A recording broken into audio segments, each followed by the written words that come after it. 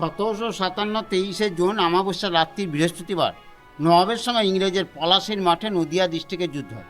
কে যুদ্ধ লাগিয়েছিলেন? ঘসেটি বেগম সিরাজের মাসিক যুদ্ধ লাগিয়ে বাংলাদেশ পালিয়ে যান।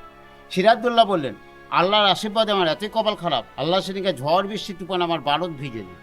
সেই সুযোগেই ইংরেজরা জগৎ শেঠ, মির্জাফর, দেবী সিং, লক্ষ্মীপ্রসন্ন দুর্গা, রাজারাজ বল্লভ সবাই মিলে গদির লোভে সিরাজকে মারার জন্য তাড়া করেন। সিরাজদৌল্লা ঘোড়ালি যেতে যেতে যেতে যেতে এক জঙ্গলে খাদে গিয়ে মুখ থুবড়ে পড়ে যায়। সিরাজদৌল্লা জানতে পারত নাগরাজুতো জঙ্গলের মধ্যে একপাট পড়ে যায়। ওই নাগরাজুতো দেখে বাদশাহ ফকির সিরাজদৌল্লা রাজারামপুরে ঘাট থেকে ধরে এনে মারতে মারতে এনে পাশে মির্জাফরের বাড়িতে মির্জাফরের হাতে তুলে দেন।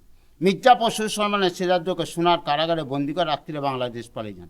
জুলাই মাসের 2 তারিখে মির্জাফরের ছেলে মিরন কারাগার ভেঙে সিরাজদৌল্লাকে বের করে তার সিপাহদার মোহাম্মদী বেগকে দিয়ে সিরাজদৌল্লাকে আধমরা করে মেরে ঘোড়ার পায়ে বেঁধে গোটা মুর্শিদাবাদে ঘুরাচ্ছে।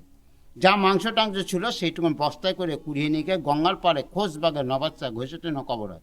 নবাব শাহ রক্ত যখন চারিদিকে ছিটিয়ে পড়ে, মুর্শিদাবাদের দ্বিতীয় নাম হলো লালবাগ। নবাব সিদ্দৌল্লার মা আনিমা বেগম বলেন, আমার ছেলেকে যারা বিনা অন্যায় হত্যা করলো, আল্লাহর আশীর্বাদে তারা বজ্রঘাতে মারা যান। মির্জাফরের ছেলে মিরন 3 মাস পর বিহারে বাস পড়ে মারা যান। মির্জাফর কুষ্ঠ রোগে মারা যান। মোহাম্মদে কালা জ্বরে মারা যান। ঘসেটি বেগম জলডুবে মারা যান। জগৎ শেঠ, দেবী সিং, রাতবাসুর দোয়ার বাহাদুর ঘোড়া গাইতে পিষে মারা যান।